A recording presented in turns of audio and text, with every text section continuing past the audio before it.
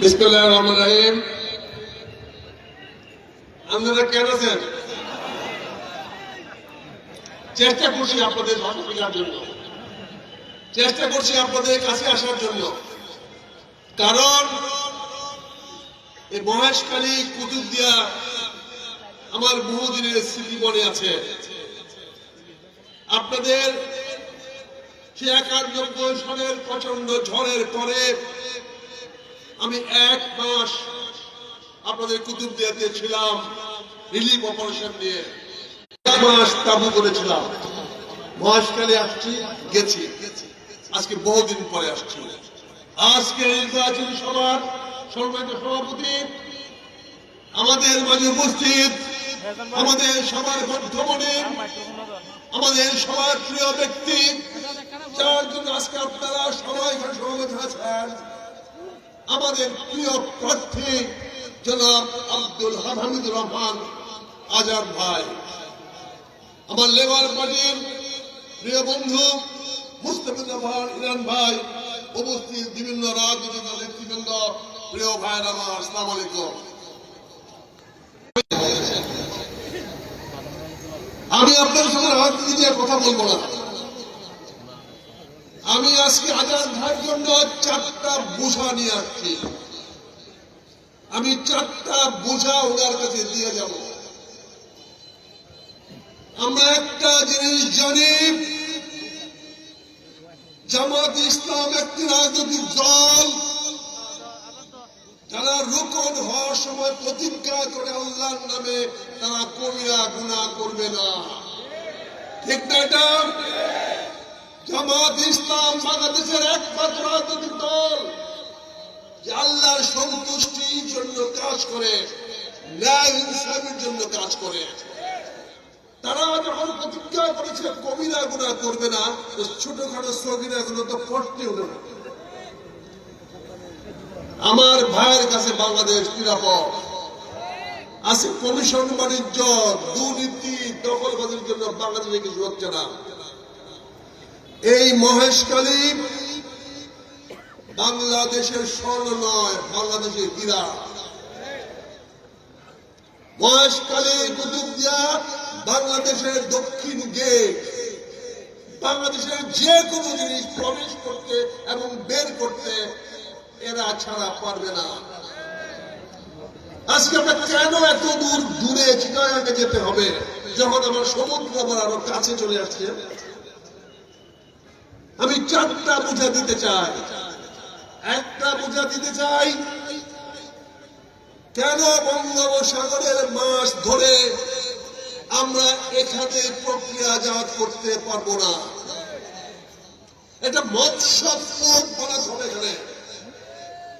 আমার ভাইরা আপনি জানেন না চীন কত হাজার কোটি টাকার মাছ আমদানি করে, আমরা বেচতে পারি না। ওমান একটি দেশ শুধু তেল বিক্রি করে না, চীনের অর্ধেকের বেশি মাছ তারা সরবরাহ করে এই সাগর থেকে ধরে। আমি হাওড়ের এলাকার লোক, পানির এলাকার লোক, আমরা কিন্তু আপনাদের সমুদ্রের মাছ খাই না, আমাদের সাধু পানির মাছ খাই। আপনাদের মাছ উত্তরে যাওয়ার দরকার নাই, দক্ষিণ দিকে যাবে। আমি আপনাকে এই বুঝাতে দিতে চাই, আপনি এখানে একটি আধুনিক মৎস্য পোর্ট তৈরি করবেন, যেখানে প্রসেস করে একজন মৎস্যজীবী সন্ধ্যায় বেরোবে, সারারাত্রি মাছ ধরবে, সকালবেলা চলে আসবে তার পোর্টে, মাছটা ডাউনলোড করে দিবে। শেষ জাহাজ থেকে মাছ ধরে অর্ধেক ফেলে দিবে না, 3 ভাগের 4 ভাগের 3 ভাগ ফেলে দেন, বাইশে বাইশে মাছ নিয়ে আসেন। কিন্তু মার্কেটিং করতে পারলে ওই মাছের দাম আরো বেশি। তো জেলিফিশ চেনারা পাগল হয়ে যায় পাইলে না, আমরা কিন্তু ফেলায় দিই। এইটাকে আপনাকে ব্যবহার করতে হবে। আপনারা লবণ চাষ করেন বছরে কয় মাস? 6 মাস না, নভেম্বর থেকে এপ্রিল আর্লি বন্ধ বৃষ্টি আসতে হয়ে যায়। কেন 12 মাস নয়? মেশিন লাগবে না, বেকন লাগবে না, শুধু পলিথিন লাগবে। একটা পলিথিন নিচে যেখানে পানি রাখবেন, আরেকটা পলিথিন উপরে, যাতে বৃষ্টি আসতে পারবে না, বৃষ্টির পানি পড়বে না, কিন্তু রৌদ্র আসবে। এটা নতুন টেকনোলজি না। ভারতের গুজরাটে ব্যবহার করে, ভিয়েতনাম ব্যবহার করে, দক্ষিণ চায়না ব্যবহার করে, ইন্দোনেশিয়া ব্যবহার করে। আমরা কেন পাচ্ছি না? আমরা কেন সারা বছর লবণ উৎপাদন করতে পারবো না? শুধু ওই কমিশন মানুষদের জন্য পারে না। এটা সম্ভব। দেখেন, আমাদের পৃথিবীতে কিছু শহর আছে যে শহরগুলো দেখার সৌভাগ্য বলেন দুর্ভাগ্য হয়েছে আমার আজ থেকে 30 বছর আগে। একটি নেদারল্যান্ড, যাকে বলা হয় ভূমিহীন দেশ, নেদারল্যান্ড, যার জমি নাই, সেই দেশের আশপাশে যত সাগরের দ্বীপগুলো আছে সবগুলা দ্বীপকে তারা টানেল দিয়ে কানেক্ট করছে। যে কোনো দ্বীপে তারা টানেল দিয়ে সুড়ঙ্গ দিয়ে চলে যেতে পারে। আর আমরা এখান থেকে কক্সবাজার যাওয়ার জন্য কি জীবনের ঝুঁকি নিয়ে আসতে হয়। স্পিড বোটের যে ঝুঁকি নিয়ে আসেন, একটা গর্ভবতী মা তো যেতে পারে না সেখানে, এই বয়স্ক মানুষ চলতে পারেন না। আজকের এই যুগে আমি একটা বড় কাজ না, আপনার মধ্যে সৎ লোক দরকার। আপনার মধ্যে সৎ লোক হলে নেদারল্যান্ড আপনাকে করে দিয়ে যাবে, তারা তাদের অর্থ করে দিয়ে ভাড়া টাকাটা নিয়ে যাবে। কিন্তু আমরা চুরের দ্বারা পাই না, কারণ ওদের দেশে অগ্রিম দেওয়ার, ঘুষ দেওয়ার কোন কমিশন নাই। ওই দেশে এটা বেআইনি, দিলে ওর পানিশমেন্ট হবে, সাজা হবে। ফলে অতীতে সরকার গুলাকে দূরে দিতে পারত না, নেদারল্যান্ড করতো না। কিন্তু আমার হামিদ ভাই সেটা নিয়ে আসতে পারবে। আমি 30 বছর হয়ে গেছিলাম চীনের একটা শহর জিয়ামেন। শহরটার নামই হলো মাছদের দেশ, অর্থাৎ জিয়ামেন মৎস্যজীবী। পুরা দ্বীপটা মৎস্যজীবীদের। আমি যখন গেছিলাম দুতলা কোনো বিল্ডিং দেখি নাই। এয়ারপোর্টটা আজ থেকে 20 বছর অসময় যেমন এয়ারপোর্ট ছিল ওরকম এয়ারপোর্ট। আমি গত 8 মাস আগে গেছিলাম, আমি আমার চারপাশে 30-40 তলা বিল্ডিং ছাড়া কিছু দেখি নাই। শত শত বিল্ডিং। এটা এখনো জিয়ামেন। তার বিমানবন্দর ঢাকার বিমানবন্দর হচ্ছে 2 গুণ বড়। এই গত 30 বছরে তারা সেটা বানিয়েছে। ওখানে মাছ উৎপাদন করে, এই মাছই লবণ উৎপাদন করে, কিন্তু শুধু সংযোগ করে দিয়েছে বলে।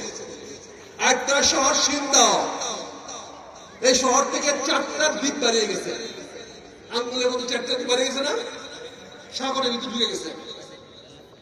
ওরা 4টা দ্বীপের মাথা দিয়া ব্রিজ বানাইছে। এক আঙ্গুল থেকে আর এমন যাইতে ঘুরে আসতে হয় না। কিভাবে যায়? পাতাজার দ্বীপ রাস্তা। আমরা পারি না কেন? খালি চোরদের জন্য, ওই চাঁদাবাজদের জন্য, ওই দুষ্কৃতিকারীদের জন্য। আমি মনে করি আমার ভাই আজাদ ভাইয়ের মতন সৎ মানুষ যদি আপনারা নির্বাচিত করে দেন, ইনশাল্লাহ চীনারাই সেটা করে দিয়ে যাবে। টাকা লাগবে না, ওরাই লক্ষ্মী করবে। নৌকা তো বানাইতে হয় না, মহাজনে নৌকা দেয়। জাল তো বানাইতে হয় না, জাল তো মহাজনে দেয়। কেন? আপনি খালি মাছটা ধরে আনতে পারলে লাভ, না ধরতে পারলে তো আপনার লস। পৃথিবীতে মহাজন আছে, সবকিছু পাওয়া যায়। 4 নম্বর বলতে চাই, বিশ্বের যতগুলা ডিপসি গভীর সমুদ্র বন্দর আছে, তার 10টার মধ্যে যে অবস্থায় সমুদ্র গভীর সমুদ্র বন্দর হয়, তার 10টার মধ্যে মহাকালের অবস্থান একটা বড় ডিপসি বানাইতে 13 মিটার গভীরতা পানি লাগে।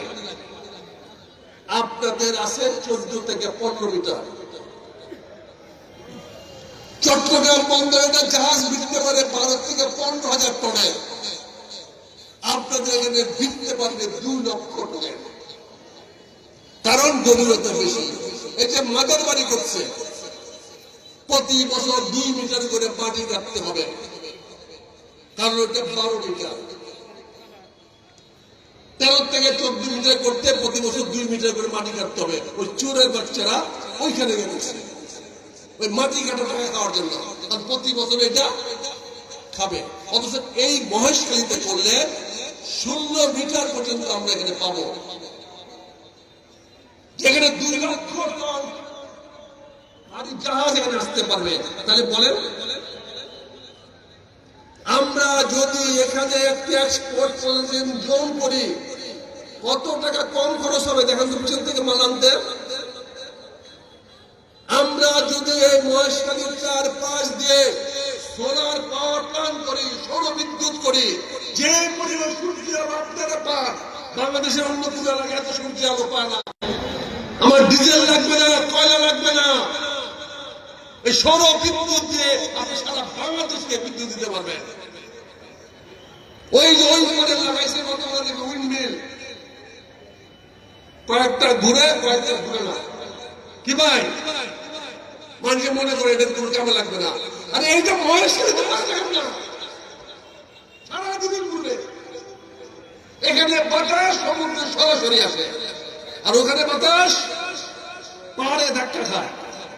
আপনি ভুল জায়গায় ভুল জিনিস করেছেন, দায় হচ্ছে ওই দেশের গরিব মানুষের। আজকে কথাগুলো বললাম এই জন্য, আল্লাহ আমাদের অফুরন্ত সম্পদ দিয়েছে, কিন্তু শুধুমাত্র নেতৃত্বের কারণে আজকে আমরা গরিব, আজকে আমরা দরিদ্র।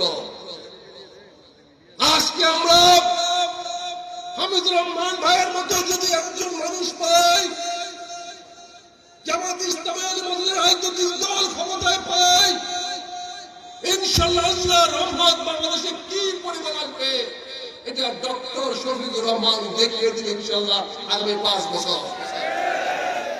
ডক্টর শফিকুর রহমান বলেছেন, আমরা দুর্নীতি করব না আর দুর্নীতি কাউকে করতে দিব না।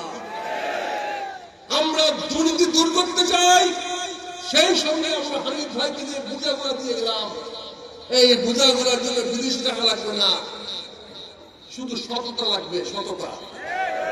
কমিশন খাবেন না, দেওয়ালি খাবেন না, ওয়ার্ল্ড ব্যাংকের দেওয়ালি করার দরকার নাই, দরকার নেতৃত্ব।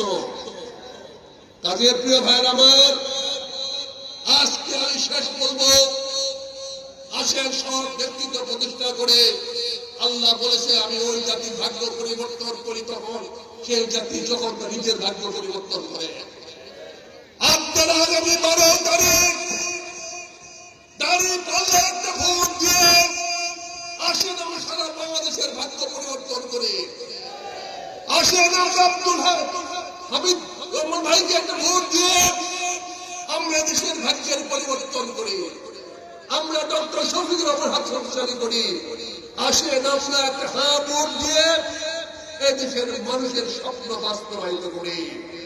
নারায়ণ তাকবীর, নারায়ণ